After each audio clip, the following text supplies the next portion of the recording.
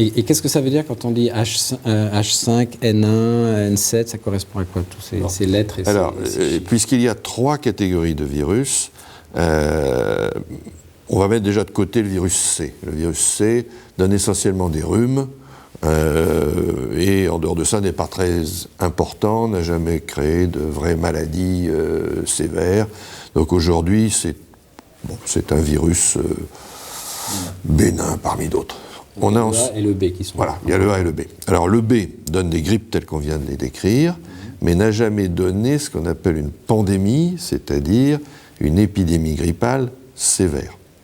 Alors sur les virus A, qui sont donc ceux dans lesquels se trouvent les formes graves, les virus A sont caractérisés par un certain nombre d'acides ribonucléiques dont on parlait tout à l'heure, il y en a 8, et autour, il y a une enveloppe, et sur cette enveloppe, il y a 2 glycoprotéines particulièrement importantes. Une qui est l'hémagglutinine, c'est celle qui fait que le virus s'accroche sur la cellule, qu'on appelle donc H, et l'autre qui est la neuraminidase, qui est celle qui fait que lorsque les virions se sont multipliés, eh bien, on puisse casser et couper l'attache cellulaire et que ça puisse être libéré. C'est le N.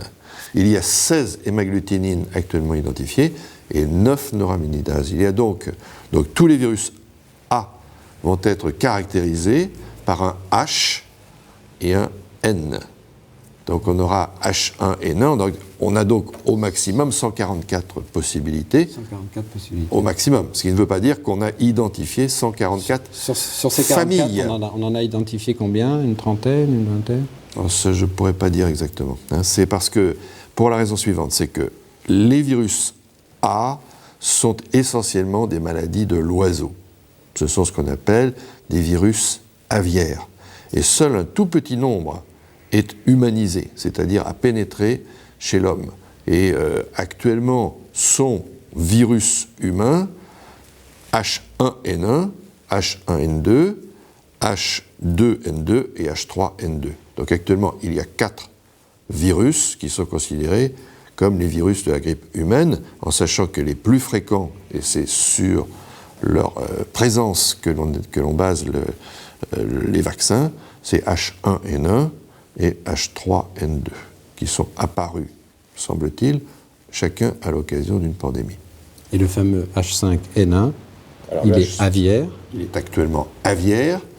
Il a, par rapport au virus aviaire, une particularité, c'est qu'il a été capable d'infester aujourd'hui officiellement 138 personnes, enfin de faire 138 cas de maladies reconnues, identifiées, prouvées, et de tuer à ce jour 71 personnes.